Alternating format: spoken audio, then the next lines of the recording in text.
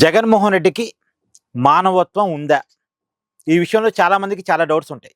జగన్మోహన్ రెడ్డి చుట్టూ ఉన్న మనుషులకైనా కనీసం మానవత్వం ఉందా? నన్ను చూడండి. జగన్మోహన్ రెడ్డి గారు పొగాకు రైతుల పరామర్శకు వెళ్ళారు దేవురపల్లి. అక్కడ జగన్మోహన్ రెడ్డి గారు మాట్లాడుతున్నప్పుడు ఆ పక్కనే ఒక ముసలావిడ, ఒక పెద్ద ఆవిడ ఎండకి నిలబడలేక చాలా ఇబ్బంది పడిపోతా ఉంది.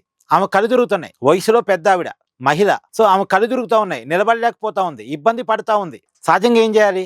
ఆ పక్కన ఉన్న వాళ్ళు ఆమెను ఒక పక్కకు తీసుకెళ్లి ఆవిడ్ని ఎక్కడ నీళ్ళలో కూర్చోబెట్టి ఆమెకి మంచినీరు తాపించి లేదా ఉప్పు నీరు తాపించి, అంటే కళ్ళు తిరుగుతున్నప్పుడు ఉప్పు నీరు తాపిస్తారుగా, సరే ఉప్పు నీరు కాకపోతే కనీసం మంచినీరన్న తాపించి ఒక పక్కన నీళ్ళలో కూర్చోబెట్టాలి. ఆమెకి గాలి వెలుతురు వచ్చే విధంగా ఎక్కడైనా నీళ్ళలో కూర్చోబెట్టాలి.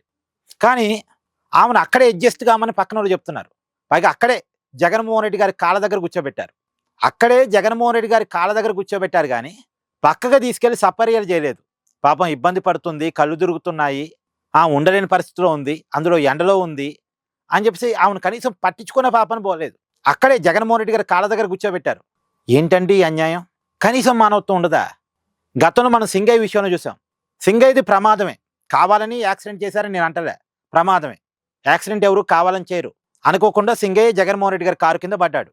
కానీ పడ్డ తర్వాత జగన్మోహన్ రెడ్డి గారు గమనించారో లేదో పక్కన పెట్టేయండి. అసలు జగన్మోహన్ రెడ్డి గారు వెనకాలన్న వెహికల్ వాళ్ళు గమనించారుగా.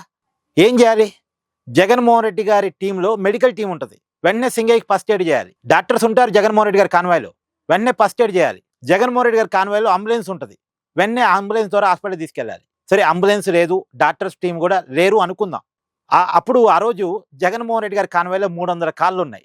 ఏదో ఒక కార్లు ఎక్కించుకొని హాస్పిటల్ తీసుకెళ్ళాలి. ఆ ప్రయత్నం చేయలేదు, ఈ ప్రయత్నం చేయలేదు. తీసుకెళ్లి పక్కనే పొదల్లో పడేశారు. ఏమని గనక జగన్మోహన్ రెడ్డి గారి కాళ్ళ దగ్గరే కూర్చోబెట్టినట్టు సింగయ్యని కూడా తీసుకెళ్లి పక్కన చెట్ట పొదల్లో పడేశారు. పాపం అక్కడ స్థానికులు ఎవరు ఆటోలో ఆసుపత్రికి తీసుకెళ్దాం అనుకున్నారు. ఎంత దురదృష్టకరం అండి. ఇన్ని కార్లు ఉన్నాయి, 300 కార్లు ఆ రోజు ఉంది. కానీ ఆటోలో సింగయ్యని హాస్పిటల్ తీసుకెళ్దాం అనుకున్నారు అక్కడ స్థానికులు, వైసీపీ నాయకులు ఎవరు పట్టించుకోకపోతే. కానీ ఆటోలో తీసుకెళ్ళటానికి పోలీసు రూల్స్ ఒప్పుకోవు కాబట్టి పోలీసులు అక్కడ స్థానికులను వారించి అంబులెన్స్ని పిలిపించి, అంటే గవర్నమెంట్ అంబులెన్స్ని పిలిపించి అంబులెన్స్లో సింగయ్యని హాస్పిటల్ తీసుకెళ్లారు. అప్పటిదాకా సింగయ్య కొంత ప్రాణాలతో ఉన్నాడు, కొట్టుమిట్టాడుతూ ప్రాణాలతో ఉన్నాడు.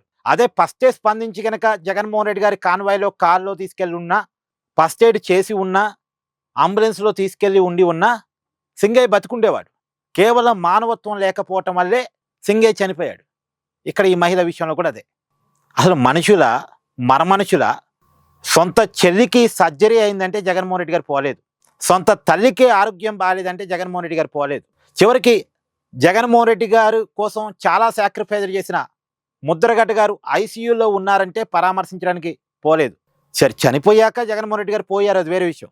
కానీ ఐసీయూలో ఉన్నప్పుడు పోయి పరామర్శించలేదుగా.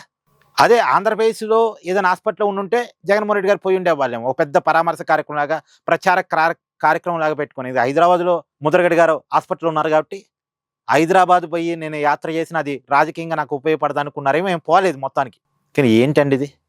కనీసం మానవత్వం లేకపోవటం, మనుషుల పట్ల ప్రేమ లేకపోవటం, మరి అంత మనుషులు లేక ఎట్టుంటారండి? ఇంత దారుణమా? వీళ్ళక వాళ్ళు మనుషులేగా.